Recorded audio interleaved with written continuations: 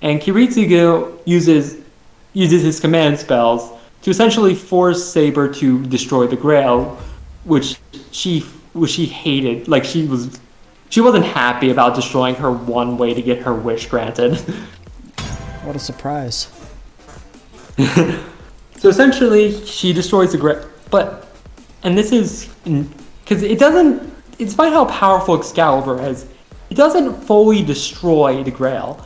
What it does, however, is destroy the container, what's referred to as the Lesser Grail, the Golden Cup. But it does not. But he fails to destroy the Greater Grail, which is the big root to the hole to the root, and it's referred to. And basically, what is referred to as the Mud of the Grail starts pouring out into the city and starts destroying everything in its sight, and kills like 500 people, That can't be good. Yeah. The only there are some survivors, but the only one we really need to care about is Shiro Emiya, who's the main character of FaTe, essentially. So it's basically, Is that the guy that goes whenever people get killed, they die? people die when they're killed. Yeah, people die when they're killed. Is that him? Shiro. Okay, so Shiro's back because his backstory's kind of fucked up. So essentially, while he's walking, he's trapped inside the burning city, wandering through basically burning buildings and corpses, and this kind of breaks him. Like it kind of destroys him like a mental level, to the point where he essentially doesn't remember his actual. Like he doesn't actually remember his past fully. That's kind of messed up. Yeah. And no, essentially he becomes hollow. And Kiritsugu, whose goal was to save as many people as possible, was basically left also in the burning. And he essentially finds Shiro on death's door after he collapses. Kiritsugu finds Shiro and saves him by using. Like I hyped up Excalibur as being this big fucking overpowered noble phantasm. But I haven't talked to you, but I haven't told you about Avalon, which is even dumber and more stupid. Excalibur 2. No, Avalon it's not a sword. It's not like this big destruct. It's actually Saber's sheath essentially. It's just a pistol. No, essentially what the sheath does is essentially like a hole to the realm of Avalon, which is like this big fairy place full of nothing but good vibes. And essentially, when Saber has it, it makes her damn near invulnerable unless you literally aim at her head. Because she basically, and if she uses her full power, she can literally just block anything with that sheath. In the hands of other people, it's just a really good recovery noble phantasm. And essentially, Kiritsugu uses that sheath to heal Shiro.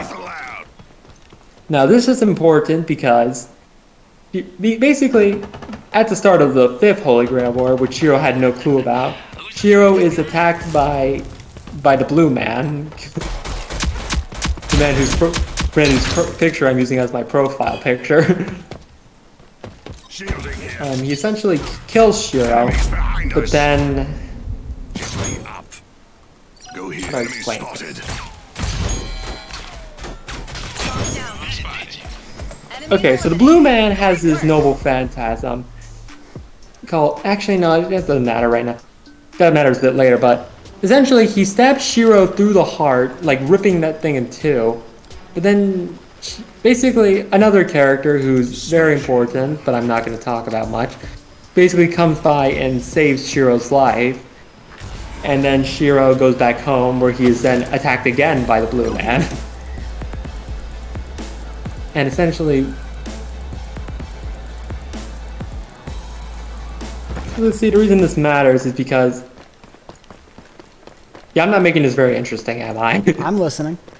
Okay, I'm not making this very interesting. Essentially, Shiro, because Kiritsugu put Avalon inside of him, where it basically just remains. Oh god, I'm gonna have to explain. I'm gonna have to explain what an origin is. Okay. So so in the FaTe universe, every person has what is called an origin, which is essentially the metaphysical concept that they took with that when their soul came from the root. We don't know what Shiro's is, but when he got stuck with Avalon literally changed literally made him the fundamental incarnation of the word sword. He's literally just a fucking walking, talking sword, essentially. Perfect. It's actually real. And essentially, what this does to him is that since he's so like the physical incarnation of a sword, it gives him the fucking bullshit overpowered magecraft called Unlimited Blade Works, which is literally just, hey, you're a human, you shouldn't have a noble phantasm. But anyways, you can just copy people's noble phantasms and use them. And essentially, and plus, one other benefit of Avalon being inside of him is that it's like the ultimate catalyst to summon King Arthur as a servant, and so he does. But okay, so Saber is weird as a servant because she remembers the previous war, which really shouldn't be possible as a servant, because a servant. I'm sorry for sighing so much, but this is like it's really infuriating now that I'm actually talking about it out loud. Thanks. So essentially, Saber shows up. Okay, so servants, when they're summoned, they aren't like. If you let's say in the third Grail War, someone summoned, I don't know, fucking Alexander the Great, and then in the fourth war, someone summoned Alexander the Great again. These are not the same. This isn't the same Alexander the Great from Third War, because essentially he's essentially every he's just a copy, right? Yeah, he's a copy from the Throne of Heroes. Okay, so the Throne of Heroes is this big metaphysical. This is where all the cool dead guys go when if they're famous and powerful enough. The Alexander, essentially they wouldn't be, but Saber is the exception to the rule because she's literally the same servant, like through and through the same exact from the Fourth Grail War. You okay? You okay? And Thanks. at this point, this is where the this is basically the start of the prologue of the original visual novel. After this, the story kind of splits off into 3 separate routes. Each, most people, you could theoretically split them based on the major idea of each of the route, because each route has a separate theme from the other. But most people tend to separate the routes based on the main love interest of Shiro. There are 3. There are 3. Which is FaTe, which is when he falls in love with Saber. There is Unlimited Blade Works, where he falls in love with Rin Tosaka, the girl who saved them. And then there's Heaven's Field, where he falls in love with Sakuramato, who does not matter in any other route except that one. Please allowed. Like Rin and Saber, they're like big characters in each and every route. But not Sakura. No, Sakura doesn't fucking matter until her big route. And it's also the most confusing of the three routes. Alright, so I'm gonna talk about something that one of my favorite. So essentially, okay, so question. Have you heard of the grandfather paradox? Yes, I have. Sorry, I'm focusing on the game. No, I'm not judging you, I'm just asking.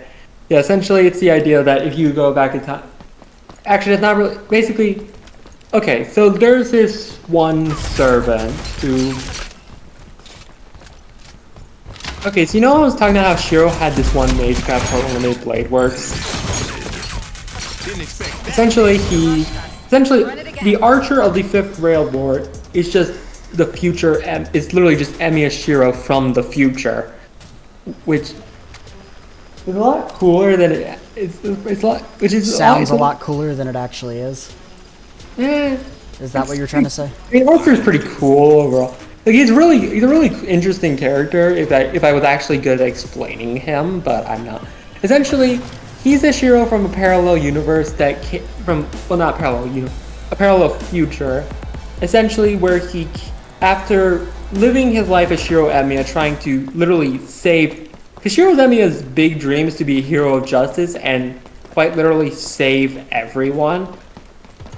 And essentially Archer is what he comes to if his ideal is never confronted as being ridiculous. Where essentially he becomes, after dying and trying to save people, he becomes what is essentially a counter guardian, a servant of Alaya, which means he gets to go around time to time and murder whatever humans pissing Alaya off the most at that exact moment. And as someone who wanted to save everyone, he essentially broke him. And so he decided, because he can't get out of that contract. He's a servant of Alaya for all eternity. And so essentially what he eventually comes to is the idea that should he be summoned in the Fifth Grail War, the war he participated in, he would get an opportunity to effectively, because he can't kill himself, but theoretically, if he were to kill his past self and essentially erase his existence, erase the original, if he erases the root, if he burns the roots of the tree, he thinks he'll basically burn every branch that comes from it. He wants to grandfather Paradox himself out of existence. Yeah. Because, like, even in his mind, and, like, here's the thing, it's acknowledged that this might not even work because he's already in the throne of heroes at this point. So it's most likely that this wouldn't work. But he doesn't give a shit. He's like, in his mind, if he can create a universe where Shiro Emiya doesn't become a hero of justice, that's good enough for him. And so, because that's at least one universe that he's fixed. Yeah. And so essentially in each of the three routes, in two of the three routes, these ideas are never acted upon because either because in FaTe he gets injured by Saber and he's effectively out. He's not dead, but he's not really a factor in the war for the most part, except to give Shiro some advice and die trying to kill Berserker, who is fucking Heracles and has to be killed like 13 times in order to actually kill the bastard.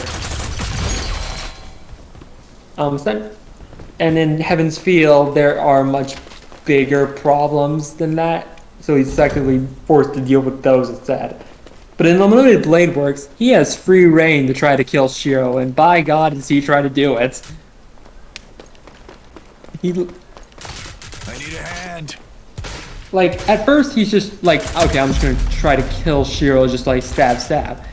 But when he fails to do that, he essentially tries to confront Shiro and make him give up completely on his ideals.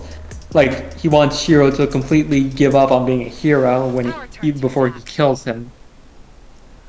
But Shiro is a stubborn motherfucker, so he doesn't do that. And they have this big climactic fight. I would pick me too. And this is the big fight where the just because you're correct doesn't mean you're right comes from. And it like with people die when they're killed, it makes much more sense in context.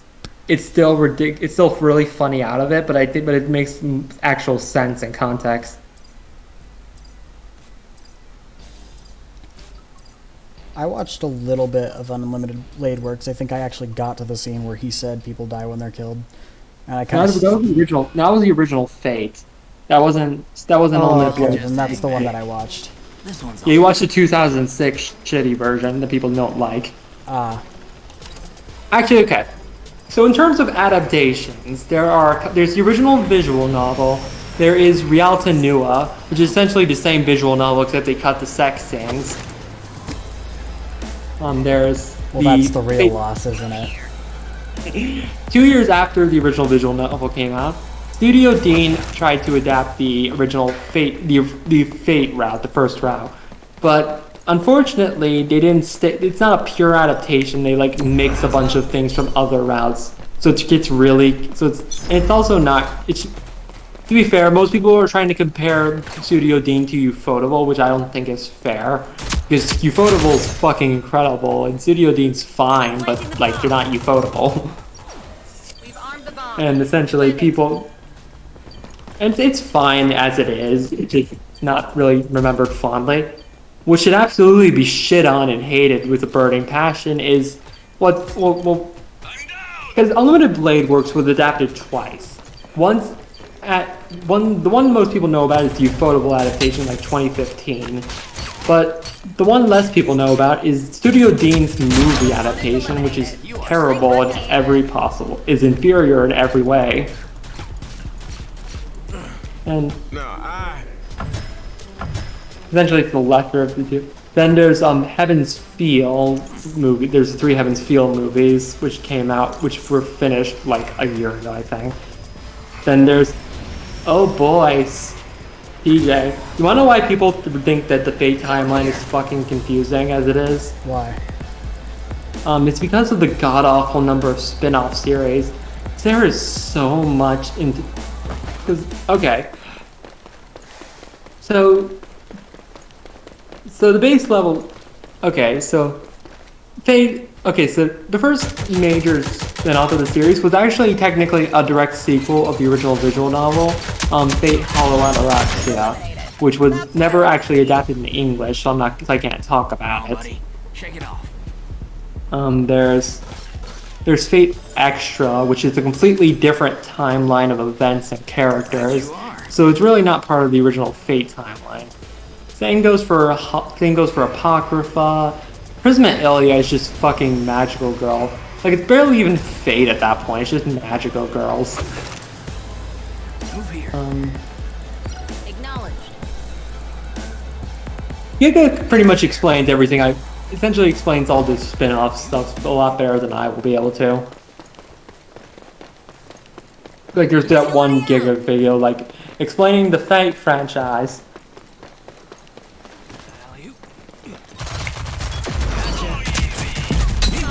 Yeah, I gotta go. It's late.